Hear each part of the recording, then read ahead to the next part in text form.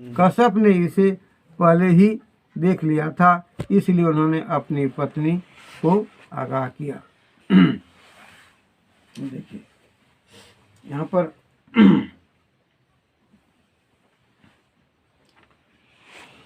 जो श्लोक है, इस श्लोक में एक ही बात बोला है कि समय पर ही कोई काम करना चाहिए और समय पर ही कोई काम होता है, अन टाइम में नहीं होता है। अनटाइम करेगा तो गड़बड़ हो जाएगा। तो देखिए कोई जब समय मिलता है ना तो काम को कर लेना चाहिए। जैसे एक महाभारत का उदाहरण है कि माता पिता का सेवा, मनुष्य को माता पिता का सेवा का यदि मौका मिले तो कर लेना चाहिए। नहीं तो माँ बाप मर जाएगा तो कौन सी सेवा करें। महाभारत में भीष्म पितामह का नाम सब कोई जानता है। तो भीष्म पितामह एकमात्र माँ बाप के लिए बोला दिया कि हम शादी नहीं करेंगे। अपनी माँ के लिए उसका माँ बोला कि तुम तो बोलता है कि हम रात के गद्दी में नहीं बैठेंगे, लेकिन आपका जन्मा हुआ लड़का तो बैठेगा। तब भीष्म पितामह बोला कि हम शादी नहीं करेंगे, आजीवन ब्रह्मचारी रहेंगे। तो उसका बाप बोला कि तुम जब हमारे लिए इतना कुछ कर रहा है तो हम तुमको वरदान देते हैं कि तुम्हारा इच्छा मृत्यु होगा, तुम जब चाहोगे तभी मरोगे। तो भगवान का इच्छा से वो नहीं चलेगा, इनका अपना इच्छा चलेगा। भीष्म पितामह का अपना इच्छा चलेगा कि जिस दिन चाहेंगे वो उसी दिन मरेगा। महाभारत का युद्ध शुरू हो गया और महाभारत का युद्ध में अर्जुन ने उसको सरसज्जा पर लौटा दिया, तो भी मौत नहीं हुआ। और एक कितना कष्ट, उतना सैकड़ों तीर मारा है। एक तीर आदमी बर्दाश्त नहीं कर सकता है और सैकड़ों तीर मारा है। और पीने के लिए क्या मांगा? गंगा का जल। खाना पीना नहीं लिया है, गंगा जल। वो भी तीर मार के अर्जुन ने गंगा जल एक दिन पिलाया और उसी पानी को पी करके भीष्म पितामह 60 दिन रह गया। एक दिन 2 दिन नहीं, क्या दिन? 60 दिन। 60 दिन, 2 महीना। काहे कि जब तक सूर्य उत्तरायण नहीं हो जाता है, अभी दक्षिणायन में जा रहा है, जब तक सूर्य उत्तरायण नहीं हो जाता है हम प्राण नहीं त्यागेंगे। दक्षिणायन में जो मरता है ना वो नरक में जाता है, उत्तरायण में जो मरता है वो स्वर्ग में जाता है। तो भीष्म पितामह जब उत्तरायण में सूर्य जब जाएगा तो उस समय बोलता है कि कृष्ण तुम यहाँ आओ। जबकि कृष्ण के विरोधी पार्टी है, उल्टा विपरीत पार्टी का है। एक कौरव का पार्टी का है, वो पांडव पार्टी है। और 60 दिन जो पूर्ता है वही तिलवा संक्रांत है। तिलवा संक्रांत के दिन से वो उत्तरायण हो जाएगा। अभी सूर्य दक्षिणायन में जा रहा है, और तिलवा संक्रांत खत्म, उत्तरायण में सूर्य उत्तरायण चला जाएगा। मतलब पूजा पाठ शुभ माना जाएगा। हाँ, उत्तरायण हो जाएगा। तो माना अब धीरे धीरे उत्तर की तरफ सूर्य बढ़ने लगेगा, उसको उत्तरायण हो जाएगा। तो देखो एक बूंद मात्र थोड़ा सा एक दिन पानी पिया और पानी पी करके जीवित रह गया 60 दिन। किसका कृपा? बाप माँ का कृपा। क्योंकि बाप माँ ने उसको वचन दिया था कि तुम्हारा इच्छा अनुसार मृत्यु होगा। अब भगवान उसको मार भी नहीं सकता है। तो अंतिम समय में कहता है कि भीष्म पितामह जब मरने के समय आ गया तो कहता है कि कृष्ण को बुला। कृष्ण, हाँ मैं यही हूँ। कहता है मेरे सामने आओ। तो ऐसे तो है, तो सामने किधर होगा? पैर के तरफ। तब कृष्ण पैर के तरफ गया, तब ऐसे करके देखा ना। हाँ भगवान अब आप बताइए। अब पूछता है कि अब आप बताइए कि आप भगवान हैं। दूसरा आदमी कुछ भी बोले हम ये बात मानने के लिए तैयार नहीं हैं। हम जानते हैं कि आप भगवान हैं, इसीलिए आप मेरा एक प्रश्न का जवाब दे दीजिए जिसके इंतजार में हमने उतना दिन अपने प्राण को रोक के रखा था। अब आज वो प्रश्न का जवाब दे दीजिए और हम अपना शरीर छोड़ करके आपके अंदर समा जाएंगे। बोला प्रश्न क्या है बताओ। बोला हम तो आजीवन ब्रह्मचारी रहे हैं, आप तो भगवान हैं, लेकिन आप तो जानते हैं हम कभी अपने हृदय से छल नहीं किया हैं, अपना ब्रह्मचर्य को नष्ट नहीं किया। हमारा क्या दोष है? तो हमारा क्या दोष है कि हम सर सज्जा के ऊपर में मर रहे हैं। हमको तो बेडशीट गद्दी वाला तो सर गठिया में मरना चाहिए, बिछावने में मरना चाहिए, पलंग में, तो यहाँ मर रहे हैं। तब कृष्ण कहता है कि सांप फेंक दिया था ना, 105 जन्म आगे, ख्याल कराया उसको। हाँ ख्याल करो, 105 जन्म आगे आप एक राजा थे और घुड़सवारी करके जा रहे थे, रास्ते में एक दुमुहा सांप था, आपने भाला के नोक से उठा के सांप को फेंक दिया ऐसे करके, तो सांप जाके लटक गया बबूल का पेड़ में और बबूल का कांटा फंस करके वहीं सूख के सांप ने दम तोड़ दिया।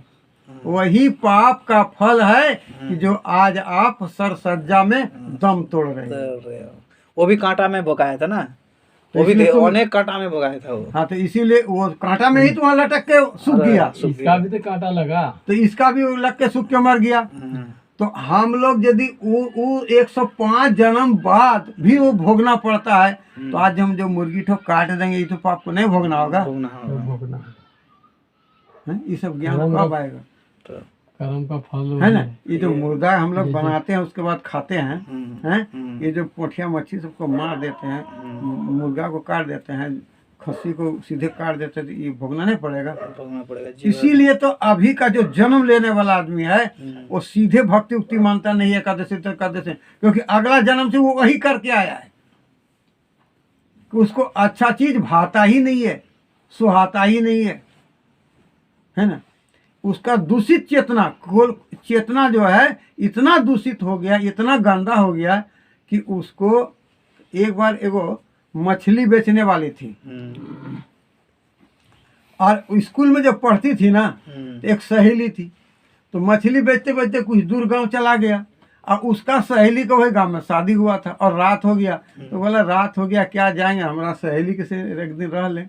उसका सहेली जो था वो थोड़ा पूजा पाठ वाली थी, तो मछली का टोकरी, अब दोस्त है क्या करेगा, सहेली है किसका घर भेज देगा, तो टोकरी तो बोला कि छप्पर में ऊपर में चढ़ा दो और तुम चलो पैर हाथ धो के भीतर घर।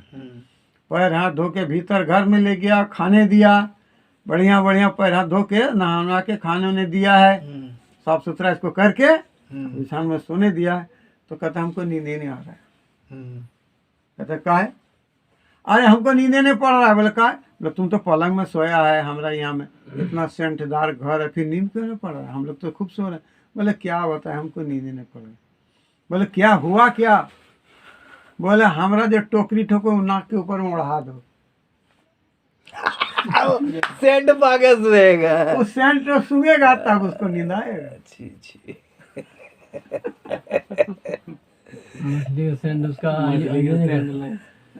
माना इसका जो गद्दी रजा है उड़ने से मतलब नहीं, वो टोकरी ठोकर ऐसे कर उल्टा दो बढ़ा दो, वो सूंघेगा तब सूतेगा।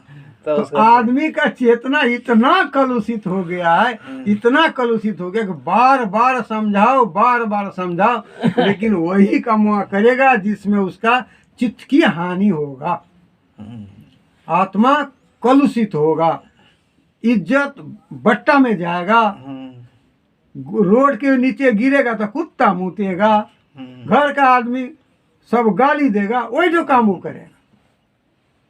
अच्छा काम तो कि भाई हम चलेंगे तो जरा हमको, हाँ नहीं क्या भाई फलना आदमी है, बाप के तो कुछ बोले लेकिन वो आदमी तो है, बहुत अच्छा, बहुत कुछ भी ज्ञान से बोल देता है, जानता है, लेकिन आदमी तो अच्छा।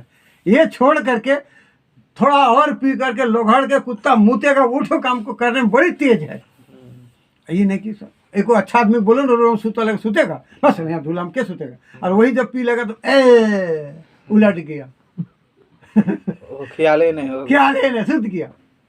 तो उसी तरह कहता है कि आदमी अपना जो मेंटेनिटी है, अपना मेंटेनेंस जो है, इस जीवन को दुर्लभ मानव जन्म लभिया संसारे, ये मनुष्य जो दुर्लभ से मिला है इस बात को भूल गया। सोचता है कि अपने आप में आ गए हैं। अरे बेटा, अपने से तुम थोड़ी आए। कई जन्म के पुण्य के फल से, माने 84 लाख जोनी के बाद तो पहले मनुष्य शरीर में आता है, हैं? अब मनुष्य शरीर में आने के बाद भी बहुत पुण्य के बाद लोग भक्तों के घर में जन्म होता है। उच्च कुल, उच्च खानदान, उच्च वंश में जाके जन्म होता है, बहुत पुण्य का फल से। तो हम लोगों को एक जरा भी प्रभुपाद की तरह समय बर्बाद नहीं करना चाहिए। हम लोग को ज़्यादा से ज़्यादा हरि भजन करके और अपना रास्ता साफ करके और सीधे बैकुंठ की तरफ गमन हो जाना चाहिए, है ना। और हम लोग को झूठ मूठ का ये माया जाल में नहीं फंसना है।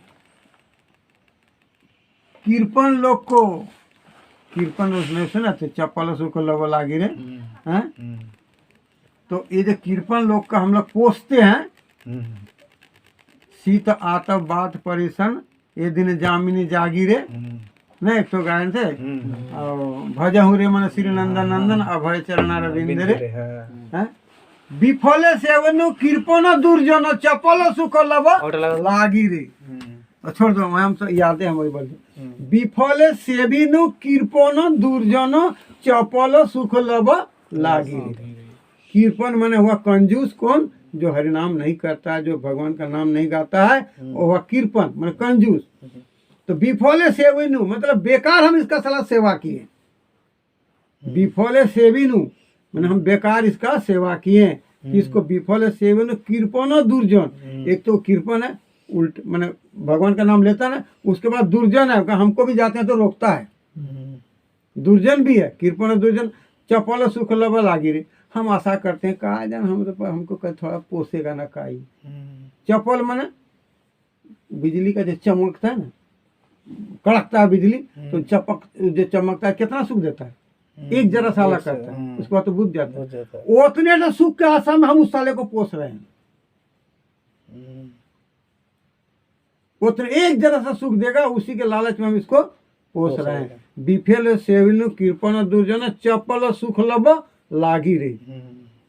वो थोड़ा सा आशा के लिए कहा जान बुढ़वा समय में हमको पानी देगा, एक मुट्ठी खाने देगा, उस साला खाने देगा? नहीं देगा। ये अभी बांध लो गिट्ठा में। नो धनम नो जन्म कविताम बा सुंदरी कामी मम जन्मनी जन्मनेश्वरी भगवतात भक्ति हेतु की तभी। एकमात्र हमारा जन्म हुआ भगवान का भजन करने के लिए। एकदम ये बात गीठा बांध लो और हरिनाम में लग जाओ, है ना, तभी उद्धार होगा। बेटा पोसेगा, बेटी पोसेगा, पक्का बनाएगा, 2 तल्ला बनाएगा, साला कुछ काम नहीं देगा। पक्का मक्का 2 तल्ला तुम्हारा पक्का ठो। यदि मान ले तुम बीमार है और तुमको 60,000 रुपया का जरूरत है, तुम्हारा घर में बेटा बेटी है, बोले ये काम करो भाई, हमको 60,000 रुपया जरूरत है, बीमार तो हम पड़ गए हैं, अब हमारा फेफड़ा बदली करना, उन्हें क्या हो रहा है, डॉक्टर तो बोला कि 60,000 टका लगेगा तभी ठीक होगा, तुम लोग पक्का ठोको बंधक रख दो और हमको टका निकाल के दो। वो लेगा बंधक में? पक्का ठोक कोई नहीं लेगा। लेगा बंधक में? कहते घर का आदमी बाहर जाएगा तो कहाँ रहेगा, रोडुआ में? तो पक्का ठोक बंधक लगेगा। लेने वाला तो यही सोचेगा ना। तो तुम फालतू में ना उसमें 5 लाख लगा दिया जी। तुम 60,000 के लिए भी मर रहे हो और 5 लाख टका लगा दिया, फालतू में लगा दिया ना। वही टका रहता तो 60,000 तुम ठीक हो जाता। इसीलिए बोला, लेकिन नौ धनम नौ जन्म कविताम बा सुंदरी कामी मम जन्मनी जन्मनेश्वरी भगवतात भक्त हेतु की तभी। मेरा जन्म शीश भगवान के भजन के लिए हुआ है। भगवान का भजन करो और यहाँ से खुलो। मरने का तो सब कोई मरेगा, लेकिन आप जिस काम से मर रहे हो उसको खुश करके मरो, है ना। जिस काम के लिए पृथ्वी पर आए हो वो काम करके वो जाओ। काम करो और उसको खुश करो, उसको खुश करो, उसको खुश करो। किसको? जिसका तुम हो। उसको खुश करो। थोड़ा एकादशी के बारे में, सफला एकादशी आज है, सफला एकादशी। बहुत अच्छा एकादशी है। एक आदमी ऐसे जात का तो अच्छा ही था, ब्राह्मण था और बहुत अच्छा परिवार से था, लेकिन गलत संगत में पड़ करके वो सब काम करने लगा। मछली, मांस, दारू, ताड़ी, गांजा, भांग सब कुछ करने लगा। बाप ने गुस्सा करके उसको भगा दिया। अब बाप जानते हो एक राजा था। बाप एक राजा था। अब जब उसको भगा दिया बाप ने अपना बेटा को, अब बाप एक ब्राह्मण है और उसमें भी राजा है, और उसका बेटा यदि गलत काम करता है तो अपना इज्जत बचाने के लिए क्या करेगा? चलो भागो सब। उसको भगा दिया बेटा को। बेटा जाके एक जंगल में रहने लगा। दिन भर वो शिकार करके मिर्गी तिर्गी ये वो मार के खाता था। रात में जाके किसी घर में घुस के चोरी करके लेकर आ जाता। अब वो कोई पकड़ भी लेता था तो सुबह छोड़ देता था। साला राजा का बेटा है, राजा हमको सजा दे देगा न का पीटेगा। अरे साला 10 किलो चावल ले गया, ले जाने दो, खाएगा। साला बहुत दिमाग खराब है, इसको घर छोड़ के साला जंगल में रहता है, पागल है, पागल है। अरे 10 किलो चावल ले गया साला राजा, सुन लेगा तो हम ही लोग को मारेगा। उसका बेटा ले गया तो क्या हुआ, जाने दो। लोग इस तरह आनाकानी करता था। इस तरह होते होते होते होते एक दिन वो बेचारा एकदम कमजोर हो गया। हाँ, और तबीयत खराब हो गई। जब तबीयत खराब हो गया तो सारा लोग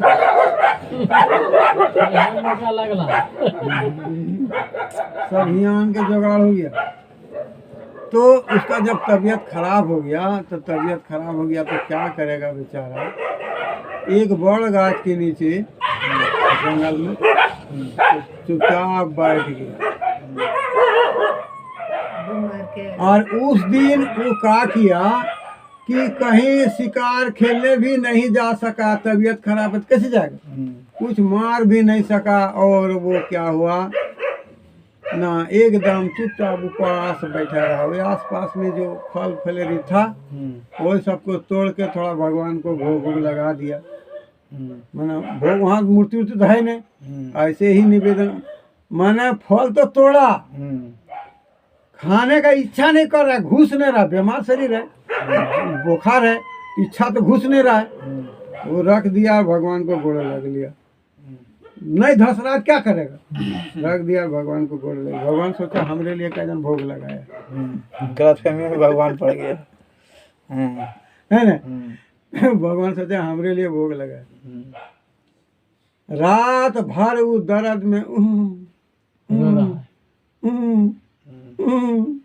करते करते करते करते सुबह हो गया।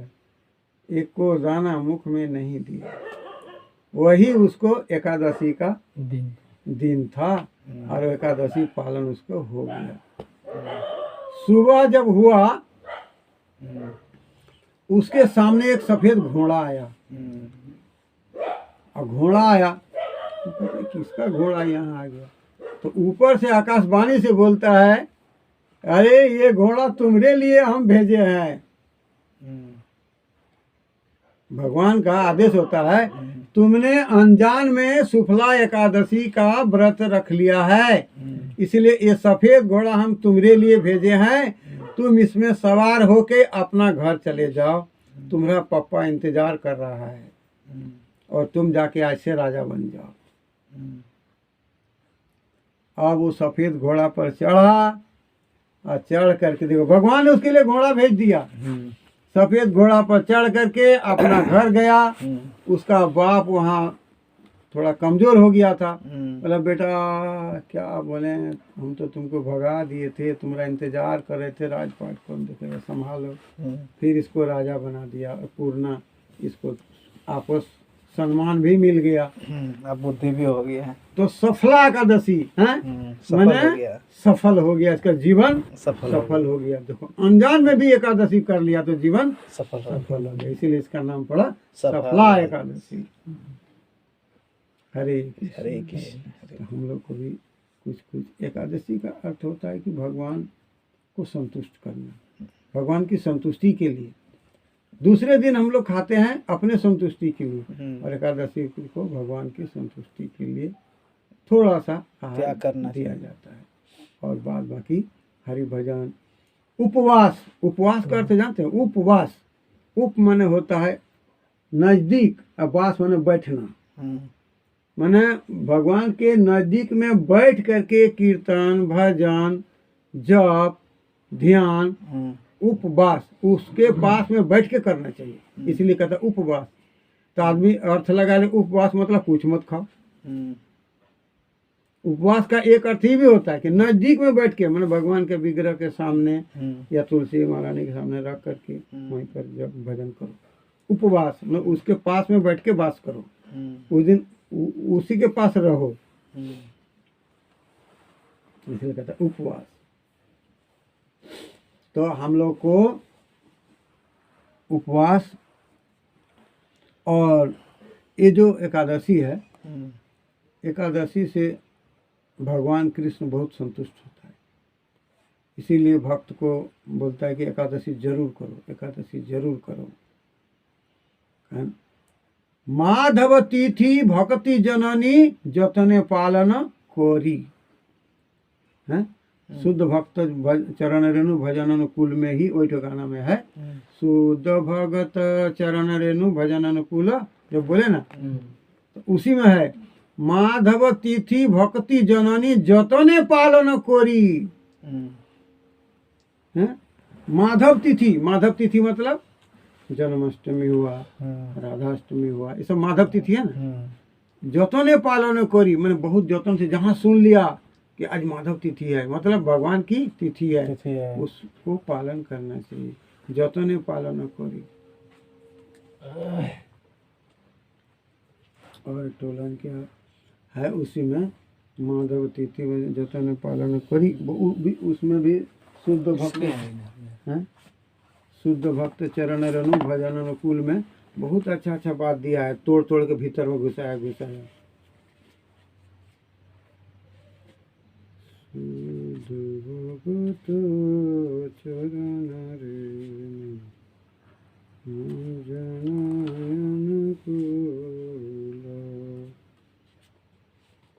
देखो माधव तिथि भक्ति जननी जतने पालन कोरी, आ कृष्ण बसती बसती बोले परम आदरे बोरी। कृष्ण उस दिन बसता है, माधव तिथि जब करोगे ना कृष्ण तुम्हारे हृदय में बैठेगा। बसती बोले जतन पालन कोरी। और गौर आमार जेसब स्थाने करलो भ्रमण रंगे, आ शेषव स्थान हेरिबो आमी पर नई भक्तेर संगे। इन्हें अपने मन से जाके जहाँ तहाँ घूम लिया, किसी परनोई वैष्णव के संग में जाके वो सब घूमना चाहिए। जहाँ गौरांग महाप्रभु गया, मृदंग वाद्य सुनीति मन अवसर सदा जाचे, और गौर विहित कीर्तन सुनी आनंद हृदय नाचे। गौरांग महाप्रभु का कीर्तन सुन के आनंद से हृदय नाचता है। जुगल मूर्ति देखिए मोर परम आनंद है, जुगल मूर्ति को देख करके हृदय परम आनंद होता है। और प्रसाद सेवा करिते है सकल प्रपंच जय। जे दिन गृहे भजन देखी गृहते गोलोक भाय, चरण सिंधु देखिए गंगा सुख न सीमा पाय। चरण सिंधु देखिए गंगा सुख या सीमा पाय। तुलसी देखी जुड़ाई प्राण माधव तोसनी जानी है। माधव तोसनी, तोसनी माने पोसने वाला, कृष्ण माधव माने कृष्ण, कृष्ण को पोसने वाला माने कृष्ण को पोसने वाला। तोसनी माने कि जैसे कि कृष्ण का यादाश्त कौन है? तुलसी है। तुलसी देखी जुड़ाई प्राण माधव तोसनी जानी, और गौर प्रिय साग सेवन जीवनो सार्थक मानी। हाँ, अगर यदि साग भात भी खाना पड़े तो ठीक है, लेकिन हरि भजन होना चाहिए। भक्ति विनोद कृष्ण भजने अनुकूल पाए जहा, प्रति दिवसे परम सुखे स्वीकार करहे तहा। ये भजन तो जो है ना बहुत अच्छा, इसमें घुसा घुसा के भक्ति विनोद ठाकुर ने जो लिखा है, बहुत घुसा घुसा के बात लिखा है। इसीलिए हम लोग को प्रसाद का सेवन का भोग लगाते हो ना, डेली प्रसाद का भोग लगता है। नहीं, वही मिश्री और नकुलदाना। नहीं, वो तो मिश्री नकुल दाना है ही है।